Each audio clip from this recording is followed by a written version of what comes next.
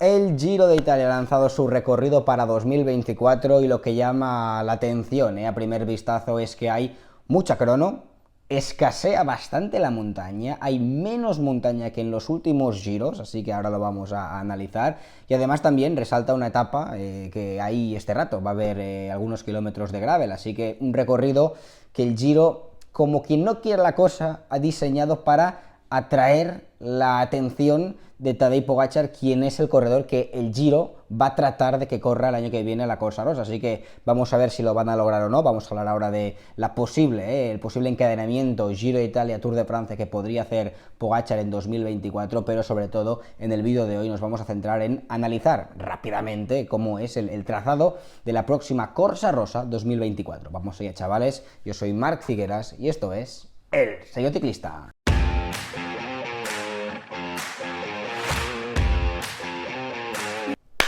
¡Yepa, chavales! Pues la palabra es sorprendente e inusual el recorrido del próximo Giro de Italia, que para nada se asemeja al trazado que normalmente la Corsa Rosa lleva a cabo. Fijaos, solo os digo, tiro de datos, ahora vamos a hablar de opinión, vamos a ver el recorrido, pero tiro de datos.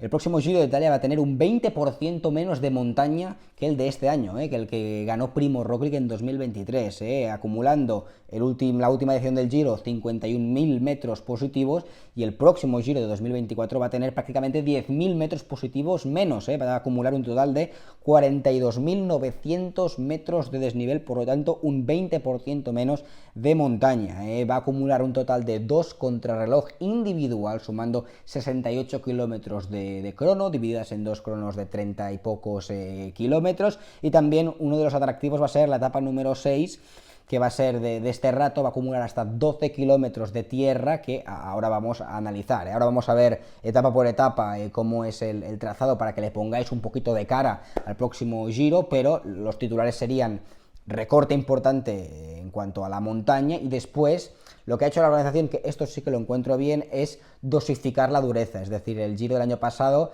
llovieron muchas críticas porque la dureza estaba acumulada en la última semana, y eso produjo que los ciclistas fuesen conservadores hasta los últimos días y hubo poco espectáculo. Este año, para tratar de combatir este problema y que los ciclistas sean más agresivos desde el día número 1, la última semana va a acumular poca dureza, y el número de etapas importantes de montaña del próximo Giro van a quedar, ya os digo, repartidas desde ya el día número 1, pasando por la segunda semana, y también, por supuesto, alguna píldora de dureza en la tercera semana. Por lo tanto, un recorrido más equilibrado, pero ahora lo vais a ver, hecho en falta puertos icónicos, hecho en falta puertos duros, y hecho muy en falta encadenamientos de puertos importantes estilo Giro de Italia. Por lo tanto, dejadme en comentarios qué pensáis. Ahora vamos a ir repasando las etapas una por una, pero quiero leeros en los comentarios, ¿os gusta o no os gusta el recorrido del próximo Giro de Italia? ¿Cuál es vuestra impresión? Os quiero leer, chavales, en los comentarios. Y antes de arrancar a analizar cada una de las etapas, pediros que le dejéis un like al vídeo y os suscribáis al canal.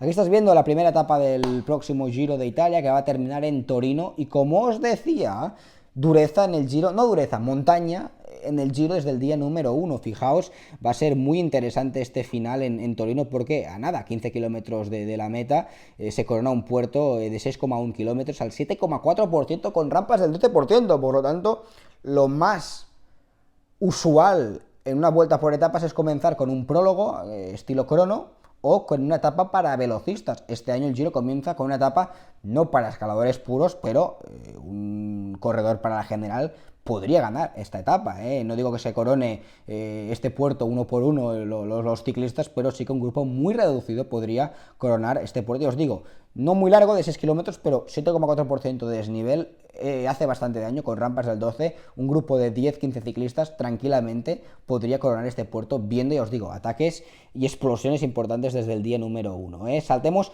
a la segunda jornada, y como os digo, me encanta el comienzo del Giro, con esta etapa en Torino, con esta segunda jornada en Oropa, puerto mítico del Giro de Italia, aunque después hace aguas para mí, sobre todo la última semana. Pero estamos en la segunda etapa, de momento el Giro va por buen camino, termina, como os digo, en Oropa, una cima épica, icónica del Giro de Italia, porque creo que el año que viene se va a celebrar el aniversario número 30 de aquella mítica gesta de Pantani en esta misma subida, en Europa, seguro que os acordáis.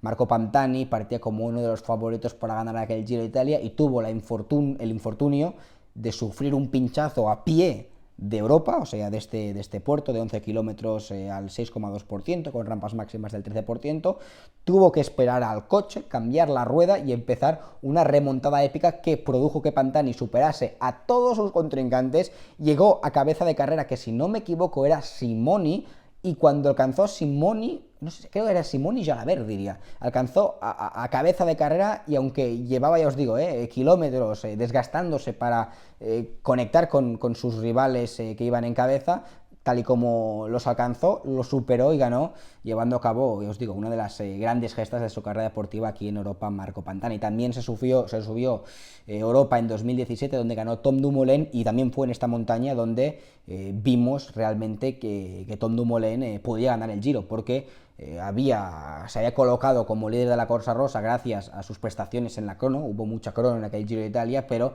habían muchos interrogantes respecto si Dumoulin en la montaña andaría lo suficiente para mantener el maillot rosa. Bueno, en Europa, que es un puerto no durísimo, pero duro, no solamente se defendió, sino que ganó la etapa. Por lo tanto, aquí empezó a construir su victoria en el Giro de 2017 Tom Dumoulin. Por lo tanto, una montaña, os digo, icónica, donde siempre pasan grandes cosas. Veremos qué acaba sucediendo en la próxima edición del Giro de Italia. Etapa número 3, primera llegada para los sprinters. Vamos a ver cuáles serán los velocistas que se van a presentar a la carrera. Jornada número 4, termina en Andorra, no en Andorra. Sabéis que muchos estáis pensando, ostras, la etapa termina en Andorra, pero qué raro, ¿no? Una llegada masiva en Andorra, si es todo montaña ahí, ¿cómo lo han hecho? No, es Andorra, un pueblo, ciudad que termina con RA, mientras el país es doble R y ya, por lo tanto se parecen, pero no nos equivoquemos, estamos en Italia, no en Andorra. Etapa también para los sprinters, como os decía, saltemos a la jornada número 5, también jornada o para la escapada o para los sprinters, jornada de transición en principio, y ojo porque saltemos a la etapa número 6 y aquí hay una emboscada, Para mí queda descafeinada, y no es que sea, ya os digo, súper crítico, me quiera cebar con el Giro, pero sí, si me preguntáis mi opinión, esta es mi opinión. Está bien que la etapa número 6 haya este rato, fijaos, 177 kilómetros, los tramos que están en color gris, uno de 4,4 kilómetros, otro de 4,8 kilómetros prácticamente encadenado, y después, a falta de poco para el final, otro tramo de 2,4 kilómetros, esto significa los tramos grises que son de tierra, por lo tanto un total de unos 12 kilómetros de este rato, pero para mí, bueno, veremos porque se sube una tachuela en este rato, pero le falta dureza. Se sube esta tachuela de cuarta categoría en este rato, pero para mí que le falta dureza a la etapa o más kilómetros de este rato para abrir diferencias. Dice Mauro Begna, que es el director del Giro, que el cometido es hacer un pequeño tasto, hacer un pequeño, os digo, una pequeña prueba y degustación de este rato sin cebarse, porque todavía queda mucho Giro de Italia. Así que creo que va a haber más expectativas en esta etapa de lo que realmente va a pasar, pero bueno, siempre es bienvenido este rato en una gran vuelta por etapas. Saltemos después a una jornada muy importante como es la jornada número 7, 6 este rato, 7 crono, por lo tanto, bueno, poner la etapa del este rato el día antes de la crono seguramente va a provocar que muchos favoritos sean conservadores y quieran gastar lo mínimo en una etapa de este rato para estar bien el día siguiente, que hay una crono de 37 kilómetros, la crono más larga del próximo Giro de Italia, donde, bueno, el final pica para arriba, no es un puerto exactamente, pero una jornada donde el contrarrelojista el hombre de la general que ande bien en la crono, pues puede hacerlo muy bien. Saltemos a la etapa número 8, también final en alto interesante, pero para mí no es excesivamente duro.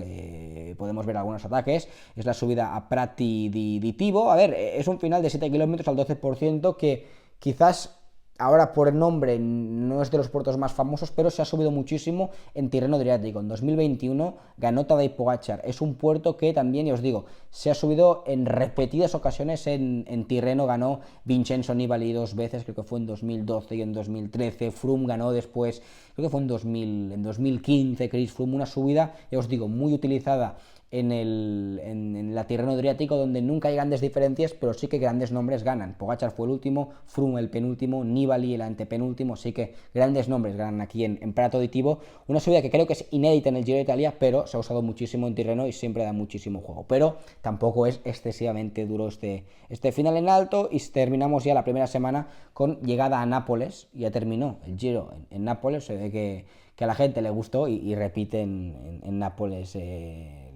los corredores. Saltemos a la segunda semana, etapa que sale de Pompeya. La etapa termina en Cusano di Mutri, que es un puerto, ya os digo, es difícil que se hagan diferencias, fijaos. 17 km por al 5,6%, alguna rampa del 10%, pero es un puerto que tranquilamente 10-15 corredores pueden coronar. Es muy difícil romper la carrera en este tipo de subida tan larga y con pocos porcentajes. Saltemos a la etapa número 11. Ya os digo, voy rápido porque no me quiero entretener y hacer un vídeo de más de 20 minutos. El objetivo es, más que nada, ponerle cara al Giro, y ya cuando se acerque más a la carrera vamos a hacer un análisis con más bisturí, centrándonos en las etapas importantes. También esta jornada para los sprinters. Saltemos a la etapa número 12, bueno, una especie de circuito, vamos a ver qué pasa, una fuga parece que puede llegar aquí, pero en principio los hombres de la general poca cosa. Ya os digo, van pasando las etapas y pocas jornadas duras donde puedan marcar el Giro. Esta jornada, y saltemos al día 14, otra crono, y os digo, mucho peso van a tener las cronos.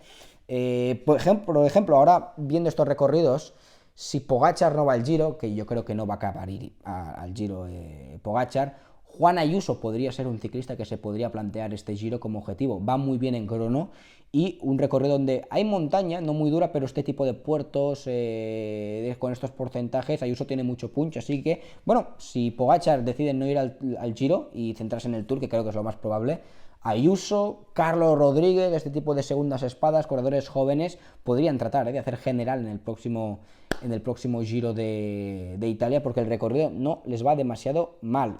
Sobre todo a Ayuso se le amolda muy bien este recorrido. Saltemos a la etapa número 15, una de las más importantes en cuanto a montaña. Se suben 1, 2, 3, 4 puertos. La penúltima subida es Livigno, que es donde muchos profesionales se entrenan. Se sube por la vertiente suiza, 18 kilómetros al 7%, uno de los puertos más importantes del Giro. Además, es a bastante altura, a 2.300 metros, por lo tanto, esta etapa con subida a Livigno, se baja y se vuelve a subir a Livigno por otra vertiente de 8 kilómetros al 6,6%, con rampas del 18%. Por supuesto, esta es una de las grandes etapas: desnivel acumulado, altura, puertos largos y porcentajes importantes. Por lo tanto, si no es la etapa reina, poco le falta, esta etapa 15 del Giro de Italia, además muy larga, de 220 kilómetros. Y, como os comentaba, saltemos a la última semana, donde habrá poca dureza comparada con últimas semanas de años previos. Fijaos, etapa 16, esto para mí es un atentado a la historia del Giro, es un atentado al ADN del Giro de Italia. Esto lo leí algo parecido en un tuit hace unos días que se filtró el recorrido de esta etapa. Subir el Stelvio, el puerto más mítico del Tour, del Giro, y que se corone a falta de más de 150 kilómetros para el final, y que los siguientes 100 kilómetros sean planos. ¿Qué es esto?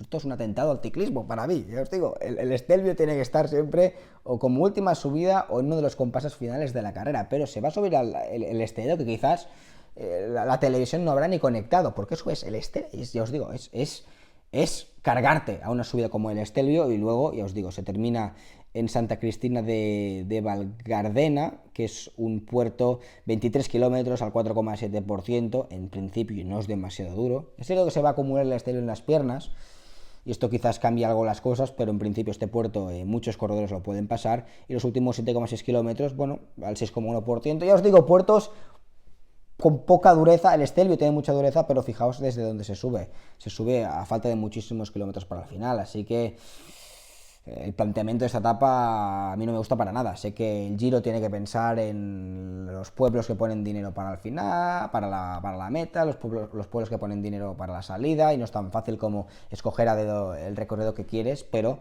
hacer esto, dejadme en comentarios, a mí realmente no me gusta nada, ¿eh? Saltemos a la siguiente etapa, 18 para los sprinters. Saltemos ahora a la etapa 19, donde va a haber, bueno, algo de dureza, algunos puertos, pero como os digo, este tipo de extensiones cortas, donde va a haber pocas diferencias, esto, lo bueno, es que va a mantener la carrera en principio en un pañuelo de segundos entre los primeros de la general, y en teoría nos va a deparar emoción hasta el último momento. Pero el problema que veo ahora, si algún corredor anda bien en la crono de los de la general y saca tajada en las dos contrarreloj y saca un colchón de tiempo importante, luego con el tipo de montaña que ya está en este Giro de Italia va a ser muy difícil quitarle el liderato. Saltemos ahora a la etapa número 19. No, la 19 la acabamos de ver. Saltemos ahora a la etapa número 20, que es la doble extensión al Monte Grappa, que es la gran última etapa de montaña. Bueno, no está mal, el Monte Grappa, 18 kilómetros al 8,1%, un puerto también mítico del Giro. Se subió en 2017, si no me equivoco, que también se hacía un encadenamiento similar y ganó Thibaut Pinot la etapa, fue bastante espectacular, pero tampoco es un puerto, ya os digo, extremadamente duro, no es un toncolán ni nada, pero doble subida me gusta porque se va a golpear mucha gente, esto crea ambiente, dos subidas, podemos ver ataques desde lejos dependiendo de cómo esté la carrera. Me gusta este doble encadenamiento al Monte Grappa, y luego jornada 21, paseo triunfal en Roma, en la misma localización donde terminó el Giro del año pasado, que ganó la etapa Mark Cavendish. Por lo tanto, veremos qué pasa en el próximo Giro, que como os digo, tratan de captar la atención de Pogačar, pero para mí el Giro se equivoca año tras año tratando de hacer recorridos guiñando el ojo a ciertos ciclistas que quieren que corran y participen en su prueba. Para mí es un error. Yo creo que la Vuelta a España y el Tour de Francia no diseñan recorridos para nadie, sino que diseñan sus recorridos y después los corredores deciden si ir o no. Pero el Giro ya vemos en los últimos años que siempre traza recorridos pensando en, ya os digo, enamorar a algún corredor en concreto que tienen en el punto de mira. Veremos qué pasa. No es un recorrido que será desastroso, porque es el Giro y hay etapas interesantes, pero el balance para mí, siendo el Giro, me quedo con ganas de más. Es cierto que el año pasado, sobre el papel, el recorrido del Giro parecía espectacular y después el balance de la carrera no alcanzó las expectativas que había. Bueno, quizás este año tenemos menos expectativas para el Giro del 2024 y después se acaba, ya os digo, desatando una guerra campal impresionante. Esperemos que sea así. Dejadme en comentarios vuestra opinión sobre este trazado y nos vemos, por supuesto, en los próximos vídeos. Chao, ragazzi. 55 seconds is countdown. He has lost the Tour de France by 8 seconds. Can you believe that?